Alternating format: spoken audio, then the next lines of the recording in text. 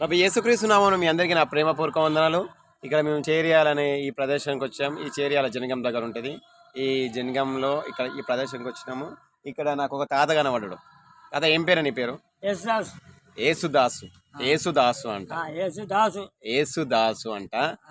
Actually ఈయన గురించి నేను ఒకటి తెలుసుకుంటే ఇవన్నీ చూసినాను. ఏంది కడాలి ఏంది ఇవన్నీ ఏంది అని చెప్పి చూస్తుంటే, అంటే పేరేమో యేసుదాస్ అని ఉంది. కడాలి ఇవన్నీ చూస్తుంటే ఏంది అని అడిగితే ఏం చెప్తుండే వాళ్ళ తాతల ముత్తాతల నుంచి అంట. అంటే వాళ్ళ తాతల ముత్తాత దీనికి అదేం లేదు కానీ ఈ అప్పటి నుంచి ఉన్నాయి కాబట్టి అవి నడిచిపోతున్నాయి. ఇక అయితే నేను అడిగిన ఏంది యేసుప్రభు అంటే మాల మాదిగల దేవుడు అని చాలా మంది నోట్లకి వెళ్ళి విన్నాను. నువ్వు మాలనా మాదిగనా అని అడిగిన. నువ్వేంది? యాదవ్ సార్. యేసుప్రభు మాల మాదిగల దేవుడా? కాదు కదా.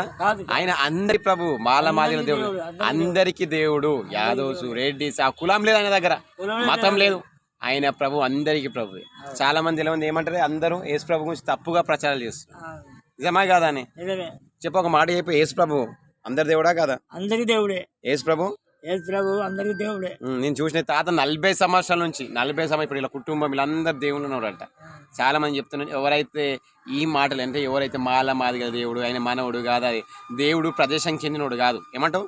దేవుడు ఒక దేశానికి చెందినోడు కాదు, దేవుడు ఒక కులానికి చెందినోడు కాదు, దేవుడు ఒక ప్రదేశానికి చెందినోడు కాదు.